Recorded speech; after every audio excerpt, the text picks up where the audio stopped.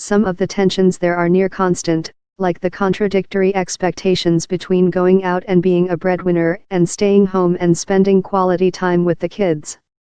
Some of them are distinctly modern, like the impact of social media. And over time, as the role of the American dad has been subject to increasing analysis, there's been less and less agreement on the right way to be a father. In the early years of the United States' existence, the concept of what it meant to be a dad was something that, as far as historians can tell, people just didn't think all that much about. In that period, a good dad imparted faith and knowledge, and that was that. The topic of fatherhood was not commonly discussed in colonial American sources. Historian Sean Johansson, author of Family Men, Middle-Class Fatherhood in Early Industrializing America, told Time in an email. Fathers were to teach their children religious piety and doctrine, while inculcating good work habits and the necessary knowledge to succeed in a mostly agrarian economy. That began to change, like so much else in the 19th century, in the years after the Civil War. The growth of the U.S. commercial economy meant that it became more common for a family's primary source of income to be a job performed outside the home rather than a farm or family business, meaning that someone, usually the father, left every day for work.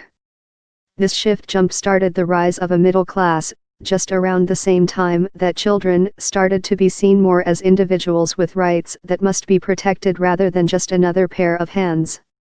Kids started to leave home for public school, too, and it was the responsibility of the father to guide them, especially sons, to later finding their own jobs. Johansson notes another surprising change in this period when it comes to American fatherhood. This is when some men in the middle class start to be present in the room when their children are born. Industrialization led to a unique set of expectations for working-class fathers, too. Fathers' identities revolved around breadwinning and their ability to place children in work positions, says Johansson. The vagaries of industrial work, however, made working-class fathers' authority more vulnerable than even the middle-class fathers. In American cities, as immigration boomed, dads in those communities faced their own challenges, as they struggled to balance expectations that a father would control his family against the common situation in which his children were the ones better assimilated into their new community. Get your history fix in one place. Sign up for the weekly Time History newsletter, but at the same time, the trend continued toward men spending more and more time working outside the home. Urbanization and suburbanization, the institution of the 40-hour work week and the spread of the automobile all contributed. Not coincidentally, this is the same period when Father's Day becomes a thing. The Great Depression was hard on marriages, especially as society expected fathers to provide for their families, but female-dominated service jobs were hit less badly than male-dominated industrial jobs were. Some advocates thought there should be a national holiday to raise the self-esteem of unemployed and underemployed men. Despite the push, Father's Day would only become law in 1972 when President Richard Nixon signed a measure making the day official for the third Sunday of June. Even so, recognizing the importance of fathers didn't mean it was easy for dads to spend more time with their kids. During World War II, fathers went from being absent from work during the Depression to absent at war, as Griswold puts it.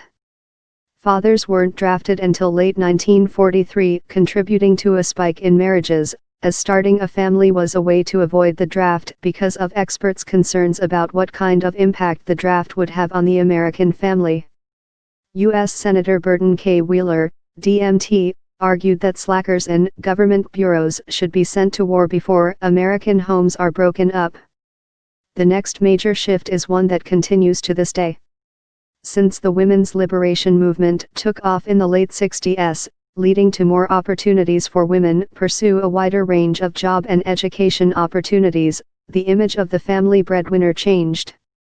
The rise of no-fault divorces also led to more kids splitting time between homes. Though there had always been women who supported their families, and families that didn't conform to the mom-dad-kids model, in the late 20th century American society began to recognize that truth in a new way. and as Americans in families of all types struggled to figure out what it meant to be a good parent, fatherhood was part of the battle. In keeping with the spirit of the times, the New Fatherhood movement came back in full force, with renewed concern about the role fathers would now be expected to play in the family as it evolved. Clearly, society has not yet arrived at the perfect image of the good American dad, so the evolution continues. And thinking about the evolution is an element of that process. One of the most important parts of this centuries-old balancing act, that recent studies author Lauren Altenberger told Time, is for fathers and mothers all to communicate openly about parenting.